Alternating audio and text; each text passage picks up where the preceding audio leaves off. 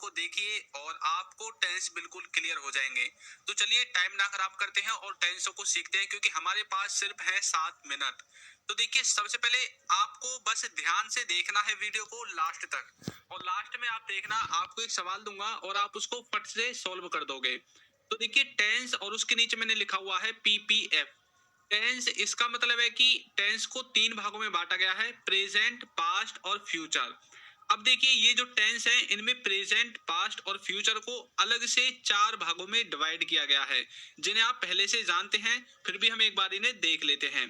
तो ये जो 4 भाग हैं, इनमें से एक है इंडेफिनिट टेंस, एक है कंटिन्यूअस टेंस, एक है परफेक्ट टेंस और एक है आपका परफेक्ट कंटिन्यूअस टेंस।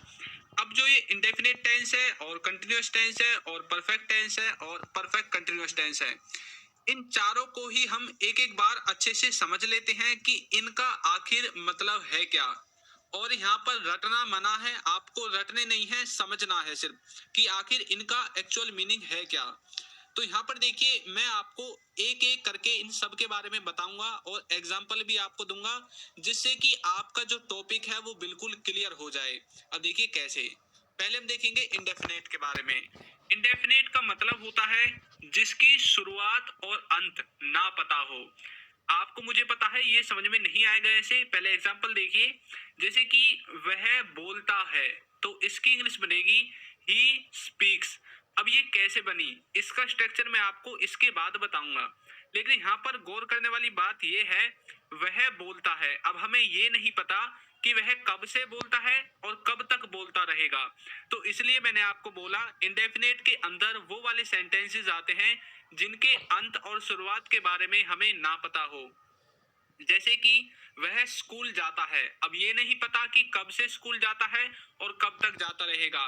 वह पढ़ता है, वह खेलता है, वह सोता है, सूर्य पूर्व दिशा से उगता है, तो ये नहीं पता कि कब से ये कार्य हो रहे हैं और कब तक होते रहेंगे। तो इस तरह के सेंटेंसेस को हमें रखना पड़ता है इंडेफिनेट में। इंडेफिनेट अपने आप में एक देखिए क्या है, एक होता है डेफिनेट यानी कि पक्के तौर पर, और एक होता है इनडेफिनेट जिसे आप पढ़ रहे हैं, यानी कि जिसके बारे में हमें पक्का नहीं पता है। तो इस तरह से आप इंडेफिनिट टेंस को समझोगे। अब नेक्स्ट है हमारा इसमें कंटिन्यूअस। कंटिन्यूअस का मतलब देखिए क्या होता है, इसका मतलब होता है जो लगातार चल रहा हो, यानी कि जो कार्य आपका प्रेजेंट में भी लगातार चल रहा हो, पास्ट में भी लगातार चल रहा हो, या फिर आने वाले समय में यानी कि फ्यूचर में लगातार चल रहा होगा। तो यदि आपको प्रेजेंट का वाक्य बनाना है तो प्रेजेंट में लगातार चल रहा होना चाहिए कार्य, पास्ट का बनाना है तो पास्ट में वह कार्य रेगुलर चल रहा होना चाहिए, और फ्यूचर का बनाना है तो फ्यूचर में वो कार्य रेगुलर चल रहा होना चाहिए। तो इस तरह से आप प्रेजेंट कंटिन्यूअस, पास्ट कंटिन्यूअस और फ्यूचर कंटिन्यूअस इन तीनों को बना लोगे। तो जो कार्य रेगुलर चल रहा हो, एग्जाम्पल देखिए, वह खेल रहा है, तो कैसे बोलोगे, ही इज प्लेइंग। अब यहाँ पर इज कैसे आया, प्ले के साथ आईएनजी कैसे आई, ये आपको वीडियो के अंत तक पहुंचते पहुंचते बिल्कुल पता चल जाएगा। तो यह क्या है, वह खेल रहा है, तो ये प्रेजेंट का वाक्य है कि वह प्रेजेंट में खेल रहा है, इस तरह से। नेक्स्ट देखिए, नेक्स्ट है इसमें हमारा परफेक्ट। परफेक्ट का मतलब देखिए आप क्या समझते हैं। परफेक्ट अपने वर्ड से ही डिफाइन है कि कोई कार्य परफेक्टली हो चुका है, यानी कि जो पूरी तरह से शुरू या फिर खत्म हो गया हो। उन सभी कार्यों को बताने के लिए हमें यूज करना पड़ता है परफेक्ट टेंस का। या तो वो कार्य पूरी तरह से खत्म हो गया है या फिर पूरी तरह से शुरू हो गया है, प्रेजेंट में, पास्ट में या फिर फ्यूचर में। यदि प्रेजेंट का वाक्य बनाना है तो प्रेजेंट में वो कार्य खत्म हो गया होगा या फिर शुरू हो गया होगा। अगर फ्यूचर का बनाना है तो यही शुरू और खत्म फ्यूचर के लिए होंगे, और यदि पास्ट का वो वाक्य है तो पास्ट में ही खत्म हो गया होगा या फिर पास्ट में ही शुरू हो गया होगा। इस तरह से आपको परफेक्ट को समझना है। अब देखिए कैसे, वह खा चुका है, तो इसकी जो इंग्लिश बनेगी ही हैज ईटन, वह खा चुका है, इस तरह से। तो वह खाने का कार्य खत्म कर चुका है, इस तरह से आप बोल सकते हैं।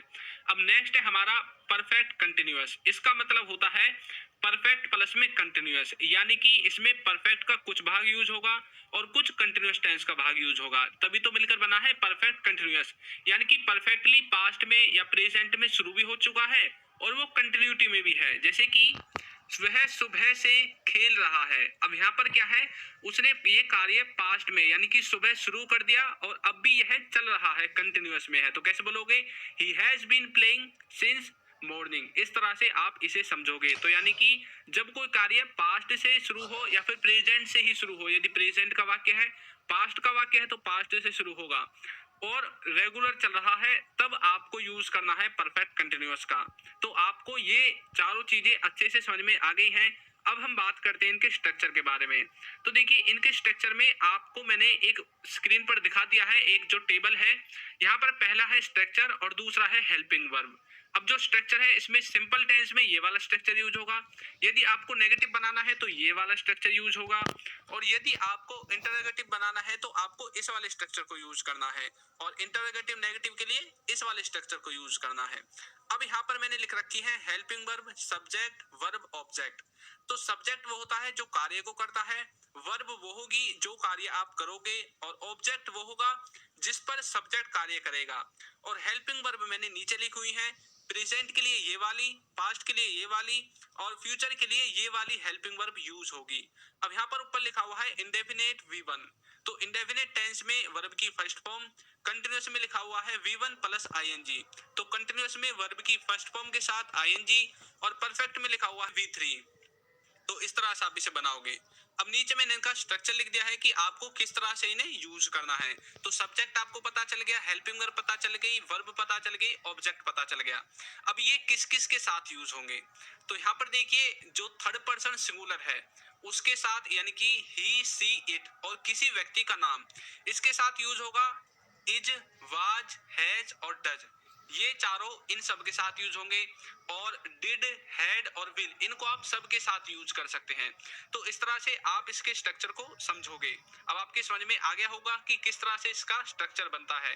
अब मुझे पता है कि आपको अच्छे से टेंस समझ में आ गए हैं, और अब मैं आपकी प्रैक्टिस के लिए एक सेंटेंस आपको देता हूं। तो देखिए क्या है वो, वह स्कूल जा रहा है। तो इसको आपको सॉल्व करके कमेंट बॉक्स में आंसर देना है कि ये कौन से टेंस का है और इसकी इंग्लिश क्या बनेगी। तो सीख गए ना आप, सिर्फ 7 मिनट में टेंस आपको बिल्कुल क्लियर हो गया होगा। मैंने आपको रटवाया नहीं है, सिर्फ समझाया है।